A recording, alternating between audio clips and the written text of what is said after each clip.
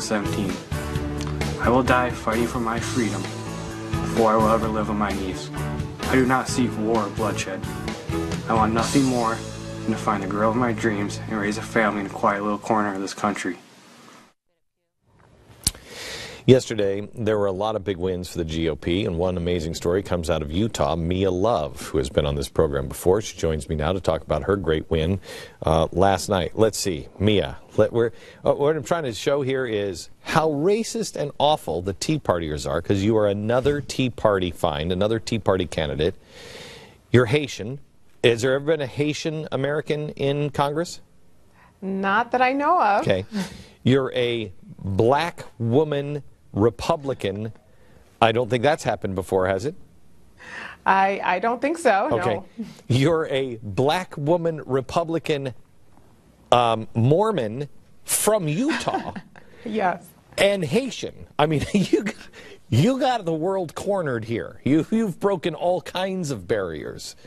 And tell me, I mean, the people have not been calling Tim Scott, but I assume that they are on the phone with you, and they haven't gotten to Tim because they want to tell this story about how Americans are coming together, and they're looking for people of values and principles, and they're looking beyond the things that separate us, and they're just the things that unite us. You're a human, and we happen to agree with you.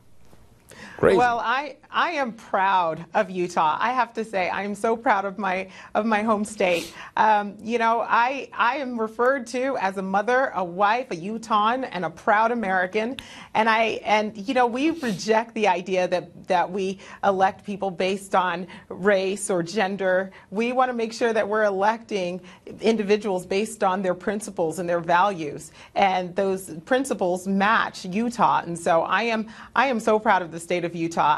I can tell you that I'm so happy to be here, and I've got some great confidence. Mia, don't you think that this is actually not just Utah? This is the way America is. We always have been.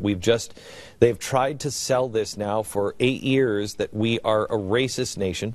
There are racists in every nation, in every race. So that is a human problem, not unique to America. However, that's not who we are on whole. Don't you think this would happen not just in Utah, but all across the country? And it's a reason to stop and reflect and go, hey, this is a good thing.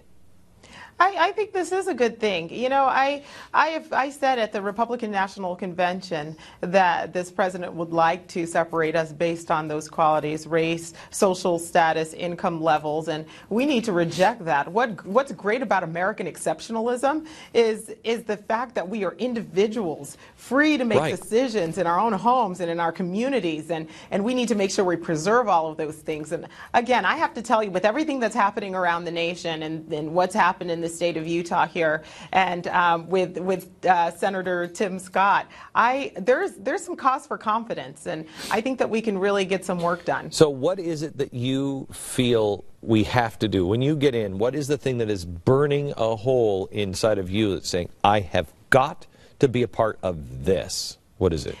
Well, you know, we always talk about debt, deficit issues, different things like that. But I think fundamentally there's an imbalance with government and what's happening with government. People have gotten too small, and Washington has gotten too big. You've got one side saying, I don't know if I'm going to work with the president saying, I don't know if I'm going to be able to work with Congress, and no one is injecting the American people into any of these policies.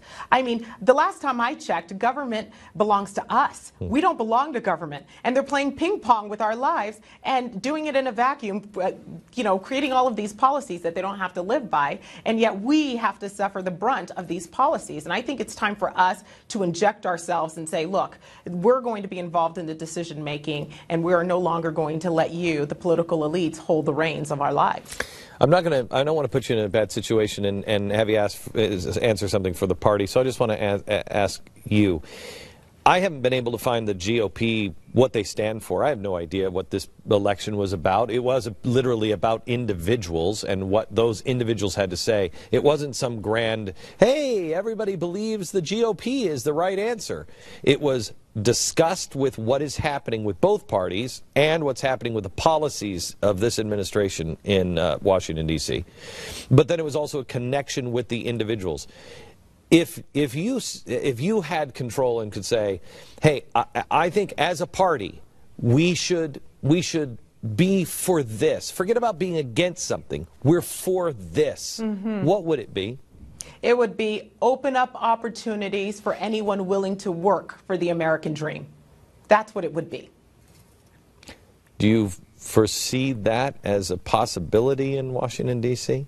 I do. I think we have to make our case to the public. I believe if we're going to change any policy at all, we've got to garner public opinion. We've got to get out and say, look, I can use my own life as an example and say, look at my parents and know that the American dream lives. Look at me and know that that can include anyone. You know, you've been on before, Mia, but just for anybody who doesn't know, to give me a little, just 45 seconds of your history, where you came from.